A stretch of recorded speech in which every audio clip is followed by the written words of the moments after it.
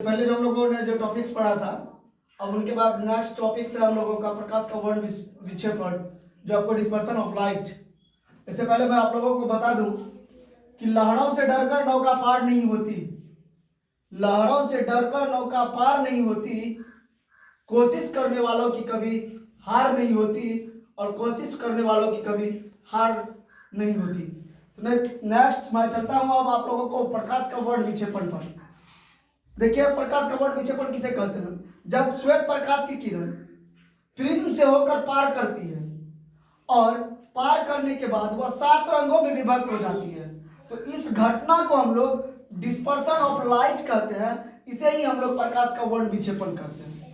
प्रकाश का वर्ण विक्षेपण का खोज सर आइजैक न्यूटन साहब ने किया था। ठीक है, सपोज कीजिए कि ये आपके पास एक प्रिज्म है और हमने यहाँ से जो है श्वेत प्रकाश को प्रिज्म पे दिया। प्रिज्म को जैसे क्रॉस करती है तो वह 7 रंग में डिवाइड इस प्रकार से करती है, जो आपको विबग्योर के नाम से हम लोग जिनको जानते हैं। और अब देखिएगा कि जैसे विबग्योर में आपको हो गया रेड, हो गया ऑरेंज, हो गया येलो, हो गया ग्रीन, हो गया ब्लू, हो गया इंडिगो हो गया या इंडिका, फिर या वायलेट हो गया। तो मैं सबका आपको नैनोमीटर में तरंग दैर्घ्य दिया हुआ हूँ। जो आपको रेड की जो है सबसे अधिक ज्यादा तरंग दैर्घ्य होती है, तो आपको क्वेश्चन पूछा जाएगा एग्जाम में कि किस रंग की सबसे तरंग दैर्घ्य अधिक होती है, तो आपको मारना है रेड। किस रंग की सबसे तरंग दैर्घ्य कम होती है, तो आपको मारना है वायलेट, यानी कि बैंगनी कलर में। ठीक, अब चलते हैं हम लोग। देखिए 7 रंगों की जो ये पट्टी जो देते हैं ना, इस पट्टी को हम लोग स्पेक्ट्रम कहते हैं। इस पट्टी को क्या कहते हैं हम लोग? स्पेक्ट्रम कहते हैं। और देखिए दूसरा बात क्या होता है कि जब बारिश उरिश होने लगती है ना आकाश में, तो आकाश में जो बारिश उरिश होने लगती है तो वो ऐसा लगता है कि सेमी स्फीयर, सेमी सर्कल, यानी कि अर्धवृत्ताकार टाइप का दिखने लगता है, जिसे हम लोग इंद्रधनुष कहते हैं। अब आते हैं हम लोगों को, देखिए कि प्रकाश का प्रकीर्णन, scattering of light. Scattering of light क्या होता है? किसी कण पर पड़कर प्रकाश के एक अंश के विभिन्न दिशाओं में छितराने को। सपोज कीजिए कि यह एक कण है और यह कण है, इस पे हमने लाइट को दिया, लाइट का एक अंश इधर से पड़ा और यह कण क्या हुआ? छितराने लगा, इधर भी चला गया, इधर भी चला गया, इधर भी चला गया, इधर भी चला गया, इधर भी।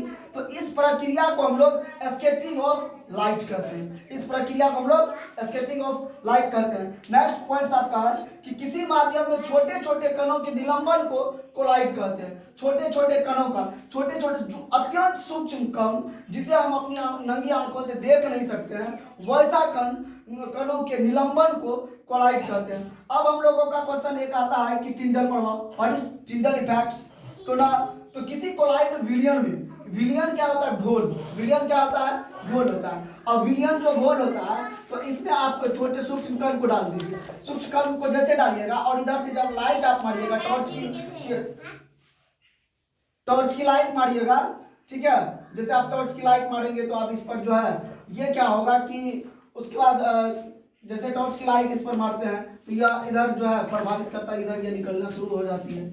ठीक है, वो सूक्ष्म कण को वो क्या करती है? बैठाए रखती है। ठीक है, तो किसी माध्यम में छोटे छोटे कणों के निलंबन को कोलाइड कहते हैं। ठीक है, किसी विलियन में, किसी कोलाइडो विलियन में निलंबित कणों से प्रकाश के प्रकीर्णन को टिंडल प्रभाव कहते हैं। निलंबित कणों से प्रकाश के, आप लोगों ने भी जाना क्या कि प्रकाश का प्रकीर्णन जो होता है वह जब किसी छोटे कण पर आप लोग लाइट को देते हैं और लाइट को देने के बाद वो क्या होता है? थोड़ा सा प्रकाश का एक अंश, इतना तो थोड़ा सा एक अंश यदि पड़ता है तो यह कण जो होती है आप छितराने लगती है।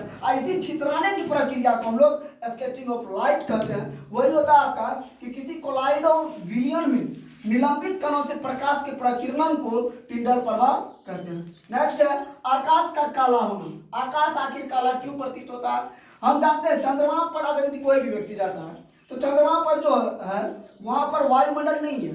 There is no atmosphere on the moon, मतलब चंद्रमा पर वायुमंडल नहीं होने के कारण वहां स्कैटरिंग ऑफ लाइट होता ही नहीं है, जिनके कारण वहां के लोगों को ऐसा लगता है कि आकाश काला होता है। नेक्स्ट आपका है कि अब आकाश का नीला होना।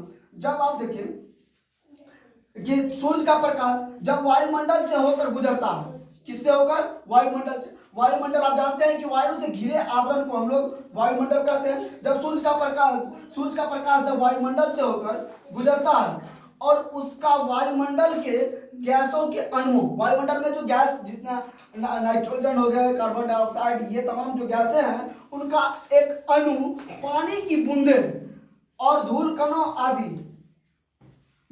आदि से प्रकीर्णन होता है।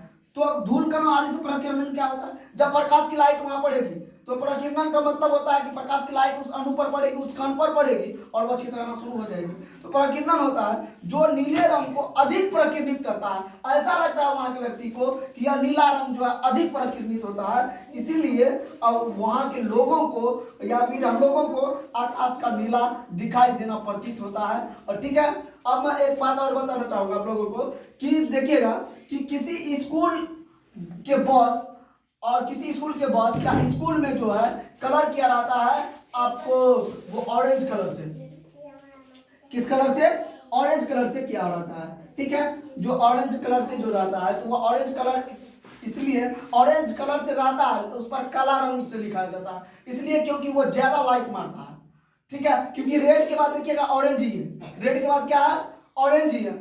ऑरेंज जो होता है उन पे जैसे लाइट पड़ती है तो वो ज्यादा रिफ्लेक्ट करती है और देखने की सौंदर्य को बढ़ाती है, जिनके कारण स्कूल के बस या फिर स्कूल के बोर्ड सब जो लिखे जाते हैं तो वो आपको ऑरेंज कलर से लिखे जाते हैं और उस पर ज्यादा ध्यान आकर्षित हो जाता है, इसी के कारण वहां जो है ऑरेंज कलर से लिखा जाता है। Now that's all. जय हिंद, जय भारत।